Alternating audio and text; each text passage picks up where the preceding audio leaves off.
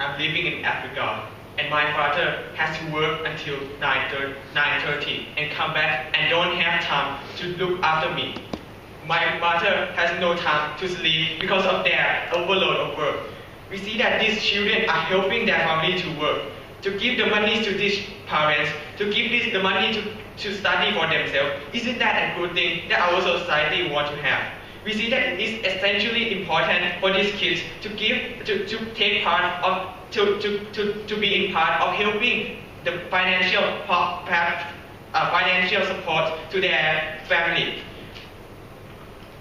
Let's going on to the issues, right? I have 3 issues in today's debate. On the first one, is work really efficient enough to compare to the education, right?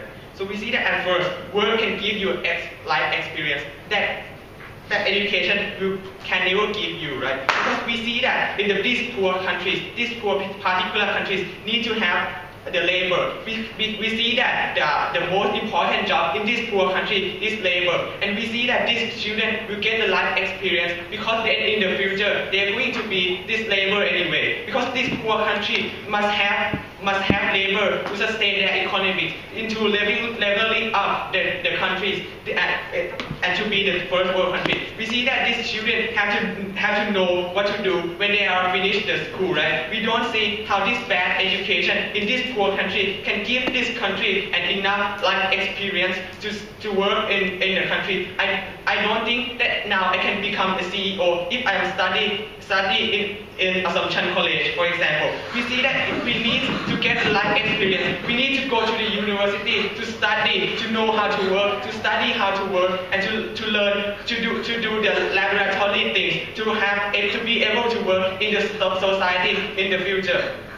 The next point on this point is that they have told us how this parent will get all the money and not giving this child the money, right? We see that on the first point, if these parents really love their child, they're going to give this money to take care of the child anyway, because this law has stated that these parents has an obligation to give these children money, to let these children go to school and pay for their education, right? So we see that these parents are going to give the money to their children, or else the children will die, right? But on their side, they haven't proved to us how they are going to solve this problem. They didn't tell us by parents working alone, we're not taking this money into drinking alcohol and taking drugs, right? So it's not really mutually exclusive to our side on this point.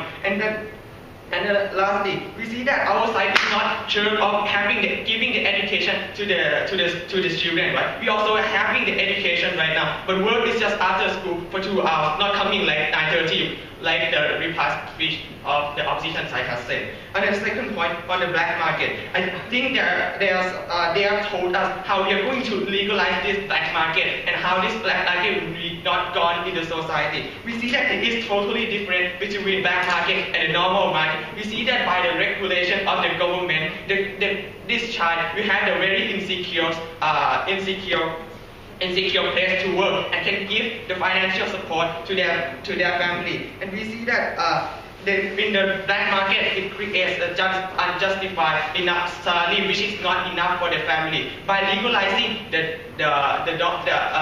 child labor, the black market will surely decrease, because we see that when you have enough work, when you have very good work, far better than black market, why should they go to the black market? But on their side, we see that black market by the government law will still exist, because in the status quo right now, there's still black market anyway. The government can make sure that there's not going to be the black market without the child labor. Thank you.